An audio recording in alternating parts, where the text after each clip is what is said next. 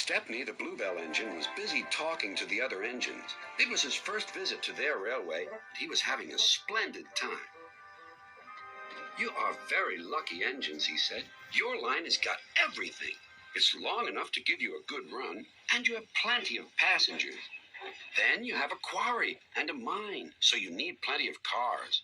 Cars are fun. I miss them on our line."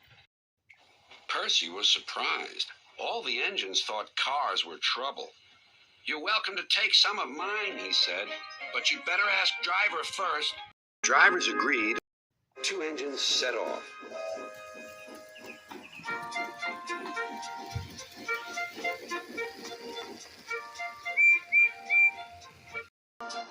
Thomas and Toby were speechless.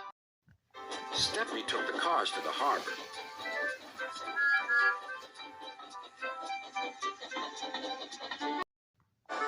Then he picked up a load of empty ones and started back.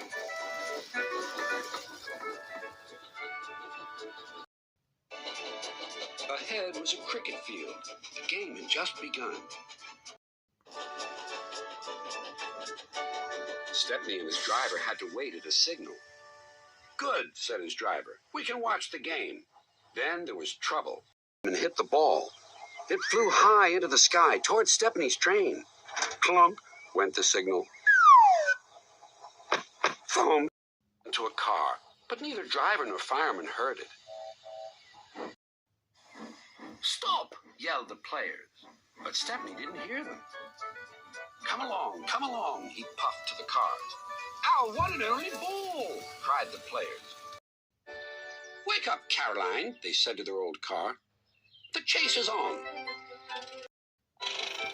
Caroline coughed crossly and rolled down the road.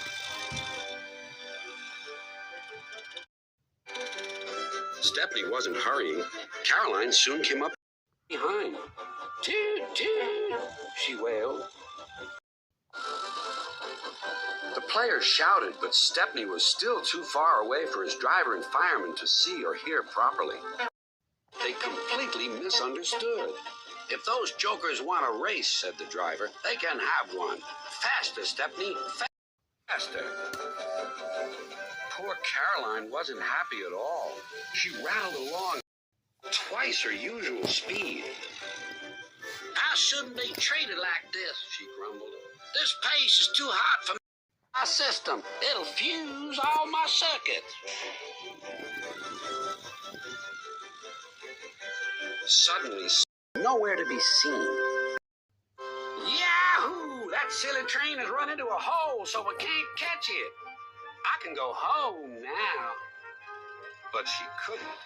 Her driver pounded Caroline on up the steep hill and then down the other side toward the station. Stepney was already there when Caroline cluttered in.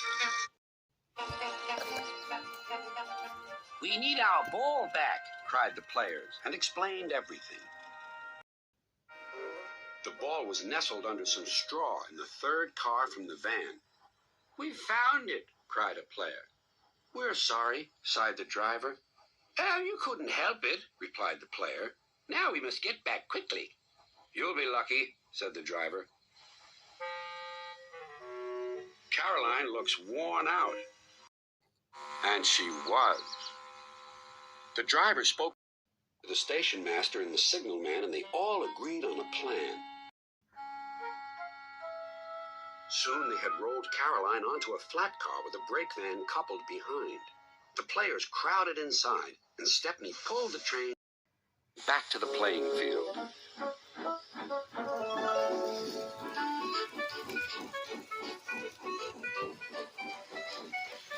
Everyone enjoyed watching the game.